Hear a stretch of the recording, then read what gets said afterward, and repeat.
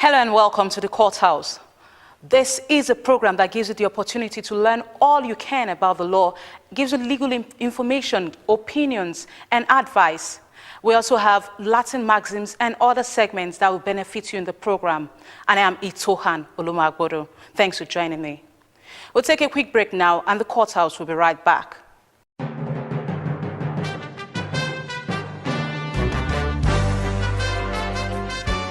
Olomu Plus app is bigger and better. Watch all our shows with just a click. Let him have the right to decide what happens with your body. Watch inspiring, informative, and entertaining programs. You can comment, like, and share. Watch our live TV and web TV on your mobile devices. Watch the big stories in real time or when you have the time. Experience Olomu Plus app right now. Download Olomu Plus app on Android, iOS, and BlackBerry. Go to Google Play Store, Apple App Store, or Windows Phone Store. Welcome to the bigger picture. Olomu Plus, beyond television.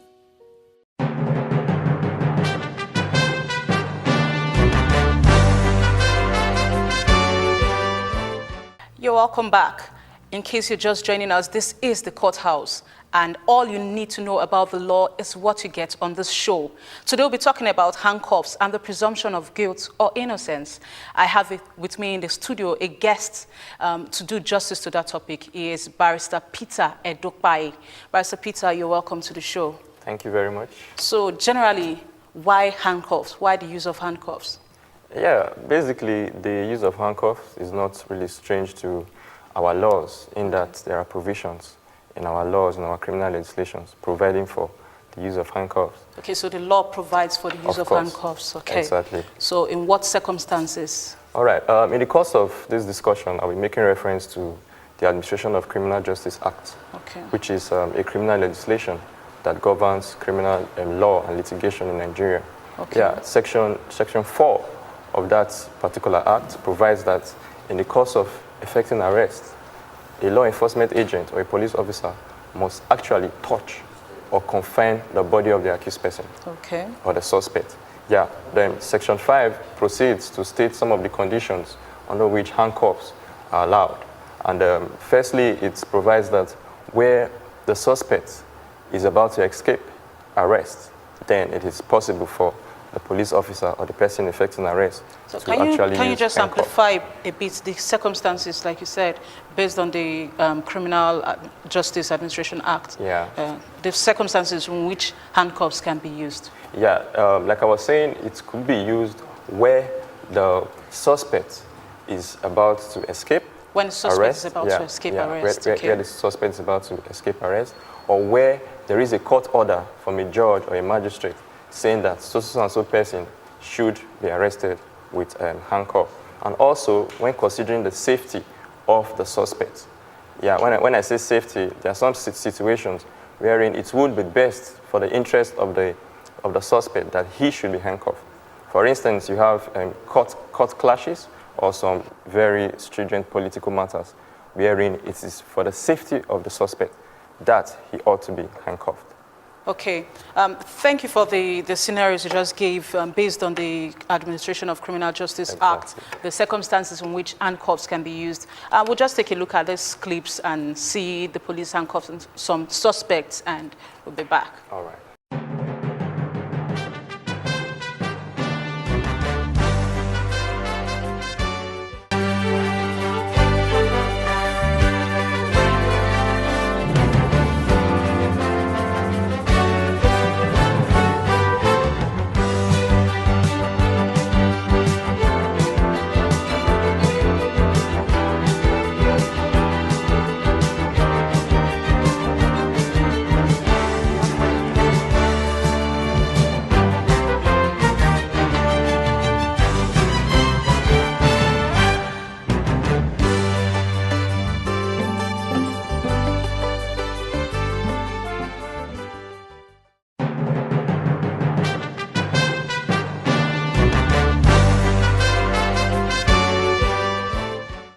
All right, this is still the Courthouse, and I have with me Barrister Peter Edokpayi. Barrister Peter, you were giving us scenarios where handcuffs can be used. So looking at those clips, we saw police trying to effect arrest and they used handcuffs in most of those clips that we saw. So are the handcuffs, are they for civil matters or criminal matters? Okay, thank you very much. Basically, handcuffs are ordinarily meant for, criminal matters, but also in some civil instances, it would be necessary that handcuff ought to be used to effect arrest on a suspect. Yeah, it would depend on certain circumstances which we would consider.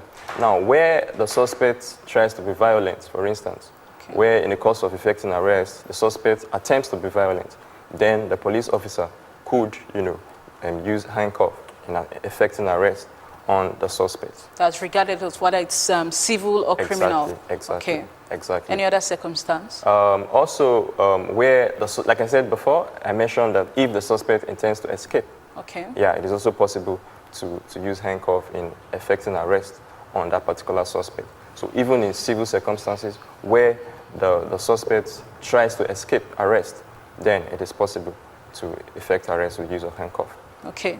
So now, generally, people talk about breach of their rights. Normally, a criminal or a suspect is presumed innocent until is found guilty by a court of law. So now, the use of handcuffs, because there's this debate in the legal field, is the use of handcuff a presumption of guilt of the accused person or of the suspects in the city? Yeah, ordinarily, the position is that until you are proven guilty, you are innocent. So that's the position in our laws. The use of handcuff basically is not an indication of guilt of an accused person or a suspect. But basically, it could be where the person effecting arrest with the use of handcuffs, decides to portray such a suspect as a mere criminal, especially when the person effecting arrest ought not to use the handcuff in such a circumstance. That is, where those conditions that I stated earlier do not underplay, then it could be an indication of guilt. And it could also bring rise to a cause of action against the person effecting the arrest, which is probably the law enforcement agent. Okay. Because where you portray someone as a mere criminal, I mean, it's a breach of the person's fundamental human rights as enshrined in the 1999 Constitution, Chapter 4. Okay. Because looking at recent happenings, we see a lot of these law enforcement agents, especially in the name of fighting corruption, escorting people to court in handcuffs, and some of those clips we saw them too. So generally, is that what should be? Is that what should be? Because seeing those people in handcuffs, the man on the streets could just believe that this person is already guilty, is a criminal. That's why the police handcuffed him. So is there any way that the law can safeguard against this presumption? Yeah. Basically, for such persons who are already in police custody, because sometimes where accused persons are brought to court, probably to face trial, they are normally handcuffed. That is, they are held, they are bound by the use of handcuff to ensure that they do not escape, from the court. When these people are working peacefully, they are complying. They are not being aggressive in any way. Yeah. Regardless of the fact that they are not being aggressive, they are already in police custody, for instance, and there is a likelihood that they may want to, escape from the police custody. There have been instances wherein suspects who are brought to the police station, or accused persons rather, try to escape, But at the point of facing trial, then they may not be handcuffed, or they may also be handcuffed. They may be led to the dock in handcuffs. Yeah. Okay, because like when suspects are being paraded within this jurisdiction, normally you see them, they are put on the ground, they are lined up, and they're in handcuffs, and usually their faces are exposed, and a lot of activists have been fighting against that. That generally is a presumption of guilt, because when your neighbor, for instance, sees someone there, one of his neighbors as a suspect there in handcuffs and being paraded openly like that, the person will not feel too comfortable having him or her as a neighbor. I'll probably report to the police officer anytime he shows up. So that's why we're trying to look at the issue, because we started this series by looking at police brutality, we looked at police power to effect arrest, and this is like a follow-up. Now, use of handcuffs. Will I have a course of action if at the end of the day I was paraded like that in handcuffs, exposed to the world, and at the end of the day I was let go maybe after 24 hours or 48 hours as the law provides, and also the police said, oh, don't worry, we've seen the suspects we're looking for. What is my course of action in that situation? Yeah, this brings to bear the quality of officers we actually have in the police force or other law enforcement agencies. Now, there needs to be a form of training or orientation of these officers as to when to use handcuffs and also when to portray suspected persons, in the light of the public as just mere criminals. Because like we stated earlier, every citizen is presumed innocent until proven guilty. Yeah, so if you portray someone in the eyes of the public as a mere criminal, and upon investigation you discover that such a person is innocent, then of course there is a course of action against the police officer or who has done that. And also I would also like to make mention of the Fundamental Rights Enforcement Procedure Rules. It is also a criminal legislation which allows persons whose fundamental rights have been breached, to have a course of action to press charges in court. Yeah, we've seen cases wherein people whose rights have been breached, sue the police force or the individual policemen, who effected such arrest, sue them, enforcing their fundamental rights against the police. And now there is no justification whatsoever for a police officer, portraying an innocent citizen in the eyes of the public as a mere criminal. Yeah. That is very wrong. That's very wrong indeed. Yeah. And on this show, we'll be bringing you the police public relations officer to bring the police perspective on this topic or the series of topics we've been treating recently. We actually tried to reach the PRO, the Lagos State Command, but this week we were not able to get him. So next week, we're sure on the show we'll have him or have an interview with him so that we'll get the police aspect of this. It won't look like as though we are trying to just say the police, they are not trained and all that. Because like you said, there are some circumstances in which using of handcuffs, they are justified, especially in effecting arrest or when the person is trying to flee the scene of a crime or is being aggressive and all that. And on this show last week, we also gave you police public response number, complaint numbers that you could send your complaints to. The numbers will also be displayed on your screen now. So if you have issues with the police, you could just simply send your questions, your complaints to those numbers or the number that will be showing on your screen.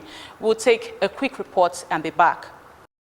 Handcuffs are restraint devices designed to secure an individual's wrists close together. They comprise two parts linked together by a chain, a hinge, or rigid bar. Handcuffs are used to prevent suspected criminals from escaping police custody. On occasions, when a suspect exhibits extremely aggressive behavior, leg irons may also be used.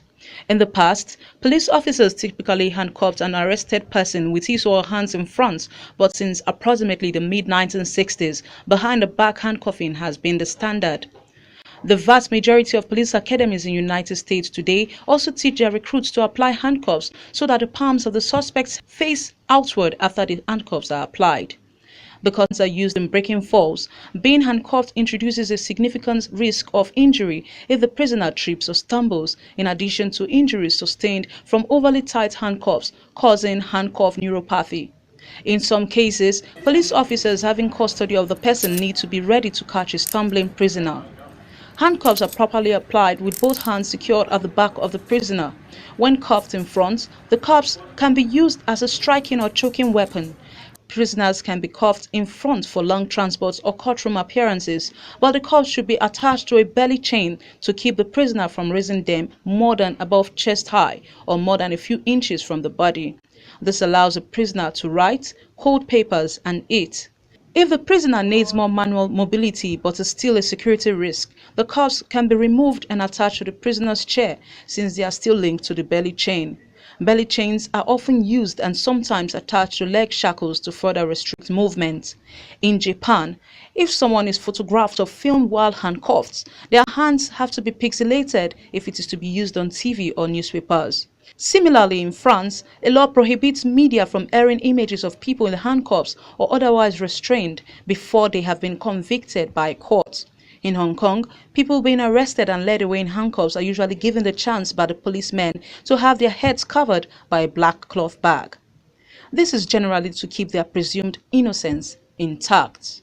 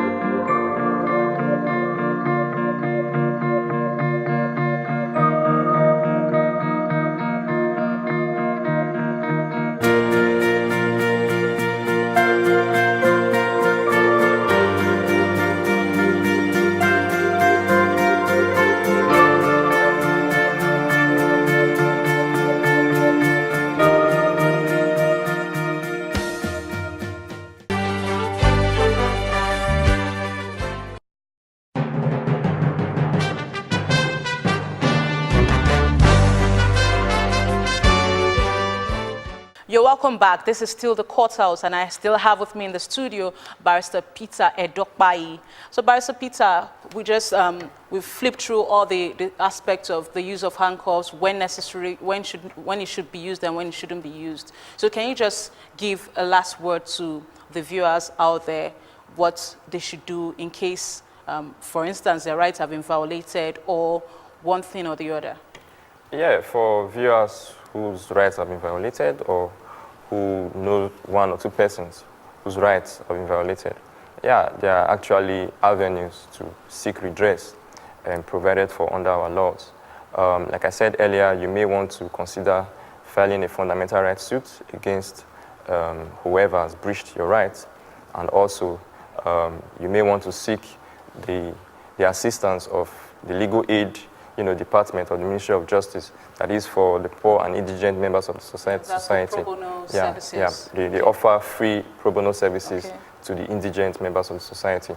So for those who cannot afford, the fees of legal practitioners, you have an avenue to, seek redress in there. And also, I would also want to briefly talk about the circumstances under which, a person effecting arrest can consider whether an accused person or a suspect is trying to be violent. That is, what are the justifications for you to say this person is being violent or not? Yeah, you have to consider the nature of the offense for which the person is, the suspect is accused of. You have to consider the general disposition of the suspect. That is, what has the suspect been saying, and how has the suspect comported himself since the moves to effect arrest. And also you have to consider intelligence information about the suspect, and of course some of the precedents of the suspects. When you consider all this, you can now determine whether it will be necessary to effect arrest with the use of handcuff or not. Okay. Thank you very much, Barrister Peter. It's been nice having you on the show. And now we have another segment. It's called the Bar Book. Bar Book is a segment where we share Latin maxims and their meanings. I don't know if you have a favorite for the week, but mine is ibi jus, ibi remedium. That's where there's a right, there is a remedy. So, Barrister Peter. Yeah, thank you very much. Yeah, legal maxims. Right from time, I've always loved this legal maxim. It says, quid plantator, solo sedit. Okay. Yeah, whatever is affixed to the soil, belongs to the soil. So that's the meaning of the legal maxim. All right. Yeah. Okay, so you have more on the Bar Book.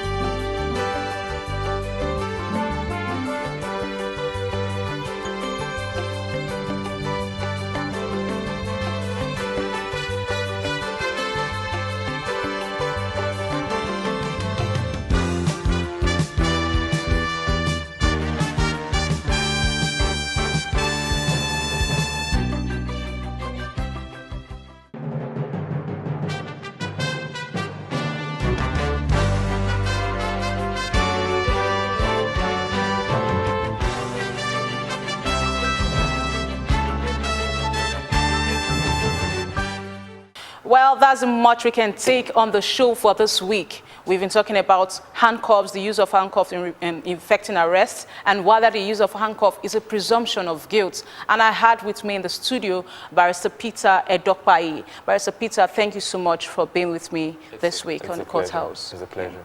Yeah. So you can also join us on www.loveupplus.org or download our app, Love Up Plus. You can also follow us on UCOS and King's Chat. I remain yours sincerely, Itohan Olomu-Agbodo. And I say to you, don't just get mad, go get a lawyer. Bye for now.